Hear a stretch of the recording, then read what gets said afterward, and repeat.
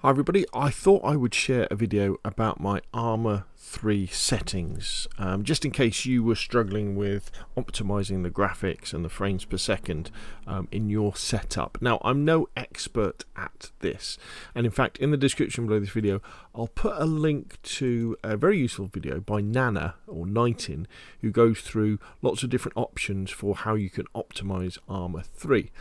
So by all means, have a look at his video and follow his instructions, and you may want to come back and see what I've kind of done with mine. Now, the important thing to remember about Arma 3 is that it is a very old game. It came out in 2013. It is not optimized very well at all. And also, the machine that I'm running on is a Lenovo Legion T5 pre-built gaming PC, and it's got the RTX 3070 graphics card in, and I've got a Ryzen 7 CPU, and it's got 16 gigabytes of RAM, and I'm running Arma off the internal SSD. Okay, I'm also running on a 27-inch 1440p monitor, but I run it at 1080p, and the reason for that is because of capturing gameplay to share on YouTube. So I'm running at 1080p, and my target really is 1080p 60 frames a second. If a game runs at that, I'm more than happy. Right, okay, so for me it kind of starts off within the mods as well, and I'm a big believer, because I come from DayZ as well, that the less mods you can have running, the better. So especially when you're playing like single player, which I do an awful lot of time, keep it simple. You don't want to have lots of different mods, so I just run with the simple single player cheat menu, SOG AI, CBA3, because you need that for Web Knight's 2 primary weapons, which means you can run 2 weapons like PUBG, and automatic view distance, and that's important because that helps to increase your frame rate. Now, inside my parameters, if you go to all parameters, I have show static background in menu and skip logos at startup. That just speeds the as you're going through the game, really, and things like that.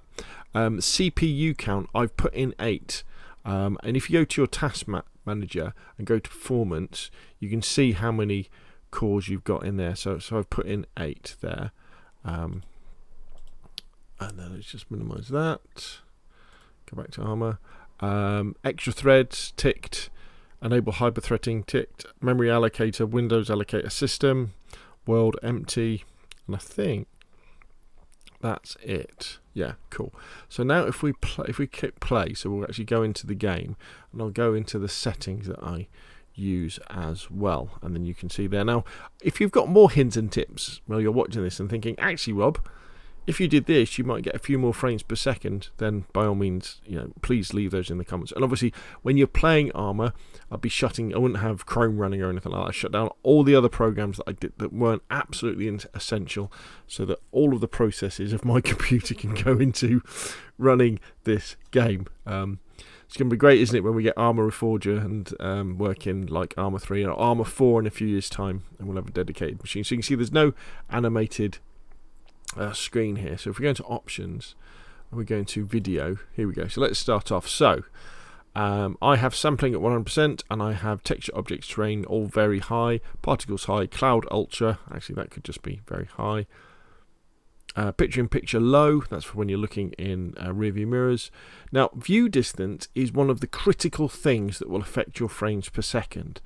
And some of it really depends on the type of gameplay you're playing. So if you're flying aircraft around like jets and helicopters, you'll probably want quite a long view distance. However, if you're a grunt on the ground running around in the jungles of Vietnam in SOG prairie fire, then your view distance can be much lower, because you're just not going to be looking that far, because there's going to be trees in the way. So you can reduce that. So if you find your frames per second is struggling, try reducing that. That makes a massive difference.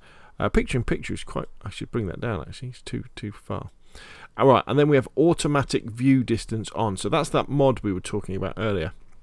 So what this does, or what it should do, again, I'm no expert, so I'm not sure, is it should change your view distance to hit, or to try and hit, your target FPS. So if your frame per second is dropping too much, the idea is this mod will then reduce your view distance to get it back. How effective it is, it seems to be working all right. I can't really. I'm no expert, but it seems to be working for me. but I don't hit 60 frames a second all the time. HDR standard, dynamic light standard, water reflection standard. Displays, here we go, 1920 full screen, auto stretch 16, VSync enabled. Now people might well say, oh, isn't VSync bad for input lag and things like that? It may well be, but I can't stand screen tearing. I think it's immersion breaking. I would rather have a slower frame rate with VSync, so you don't get frame rating. Interface size normal, brightness and gamma normal. AA and PP. Now, this is another thing that will be different for lots of people. Bloom, radial blur, rotation blur, and depth of field, I have all at 100. And people will say, well, you don't need those, turn them off. I think they make the game look better. And I want my Arma to look good when I'm playing as well, because again, I'm mainly playing solo, sort of lone wolf, and I think a bit of bloom, a little bit of brightness looks great.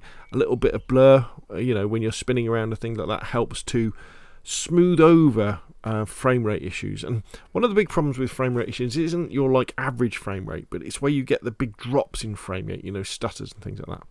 AO, HBO medium, caustics enabled, FSAA disabled, ATOC disabled, PP SMA very high. That's high because anti-aliasing has stuff to stop jaggy, doesn't it? But maybe I could move that down. Maybe I could move that down, and we could see.